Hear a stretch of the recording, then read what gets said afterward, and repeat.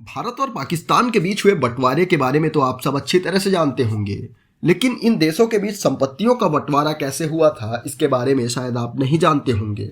इस वीडियो में आपको जो खबर बताने जा रहे हैं उसको जानने के बाद आप शायद खुद की हंसी भी ना रोक पाए, क्योंकि हमारा बंटवारा हुआ ही कुछ ऐसा था। हम सब ने लाठी डंडे से लेकर पेन कुर्सी और यहाँ तक कि बल्ब भी आपस में बांटे थे।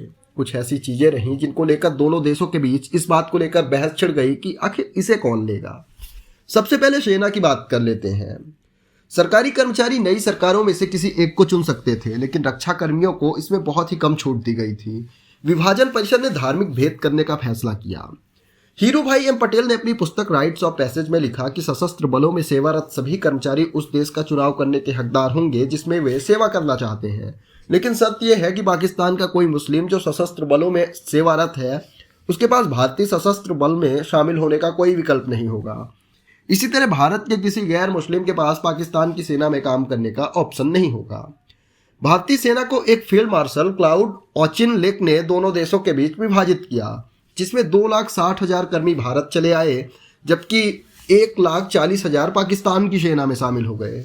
इसके अलावा सरकारी अन्य कर्मचारियों में से ज़्यादातर लोगों ने भारत में ही काम करने का विकल्प चुना, जिसके बाद अनुपात 80 और 20% का हो गया। अब फंड की बात कर लेते हैं। आपको बता दें कि उन दिनों भारत के पास कुल 400 करोड़ रुपए थे। बंटवारे की जिम्मेदारी 12 जून को गठित विभाजन परिषद को सौंपी गई, जिसकी अध्यक्षता लॉर्ड माउंटबेटन ने की थी। इसमें सरदार वल्लभ भाई पटेल और राजेंद्र प्रसाद कांग्रेस की अध्यक्षता कर रहे थे, जबकि अखिल भारतीय मुस्लिम लीग का प्रतिनिधित्व लियाकत अली खान और अब्दुल रब निस्तर ने किया। निस्तर की जगह बाद में मोहम्मद अली जिन्ना ने ले ली और पैनल का नाम बदलकर विभाजन परिषद कर दिया। विभाजन समझौते के तहत पाकिस्तान को ब्रिटिश भारत की संपत्ति और देनदारियों का 17.5% हिस्सा मिला। पाकिस्तान के नए केंद्रीय बैंक और भारतीय रिजर्व बैंक को नगद शेष राशि से निपटान पर फैसला लेना था। उस समय भारत सरकार के पास लगभग 400 करोड़ रुपए थे। विभाजन परिषद के ने पाकिस्तान के केंद्रीय बैंक को 75 करोड़ रुपए आवंटित किए।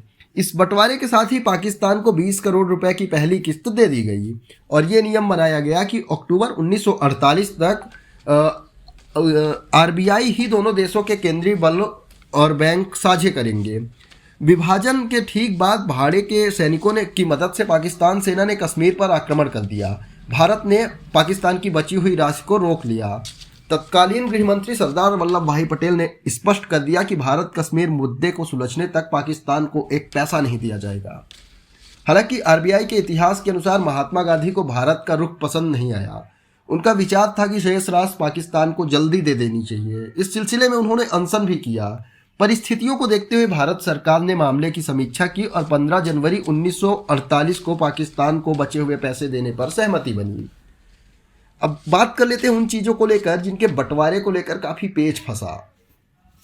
सभी चल संपत्तियों को 80-20 के अनुपात में विभाजित किया गया था और इनमें कार्यालय, फर्नीचर, स्टेशनरी आइटम और यहां तक कि लाइट के बल्ब भी शामिल थे।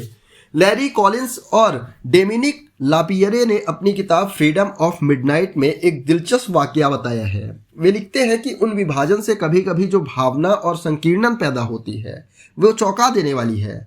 लाहौर में पुलिस अधीक्षक पैट्रिक रिच ने अपने उपकरण एक मुस्लिम और एक हिंदू डिप्टी के बीच बांट दिए। उसमें सब कुछ बांट दिया, जैसे लेगिंग, पंगड़िंग, राइफल, लाठी। आखिरकार लास्ट में पुलिस बैंड बचा जिसके कुछ उपकरण थे। रिच ने उन्हें अलग किए। पाकिस्तान के हिस्से में एक बांसुरी आई, भारत के लिए एक ढोल, पाकिस्तान के लिए एक तुरही तो भारत के लिए एक जोड़ी झांझ आई। किताब फ्रीडम एट मिडनाइट के मुताबिक वायसराय के पास हाथ से गढ़ी सोने और चांदी की बनी 12 बग्गी थी। इसमें 6 बग्गी सोने की और 6 चांदी की थी, जिस पर शानदार सजावट और लाल मखमली गद्दियां लगी थीं। भारत के वायसराय और शाही मेहमानों को इसमें बिठाकर राजधानी में घुमाया जाता था। समस्या यह थी कि बग्गियों के सेट को नहीं तोड़ना था। ऐसे में तय किया गया कि किसी एक को सोने की बग्गी देनी है और किसी एक को चांदी की, लेकिन दोनों देशों में कोई भी चांदी वाली बग्गी लेना नहीं चाहता था।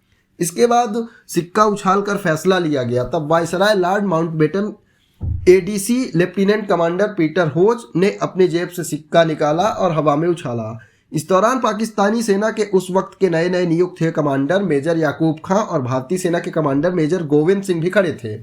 विभाजन के पहले वायसराय के बॉडीगार्ड के ने सिक्का उछाला और गोविंद सिंह खुशी से झूम कर चिल्लाए और सोने की बग्गियां भारत की हुई।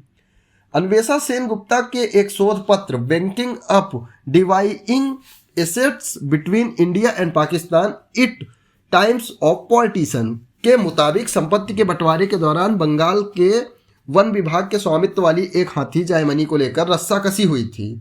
दरअसल उस वक्त हाथी जायमनी की कीमत एक स्टेशन वैगन यानी लग्जरी कार के बराबर थी। तय हुआ कि पश्चिम बंगाल को वाहन मिलेगा और पूर्वी बंगाल को जायमनी।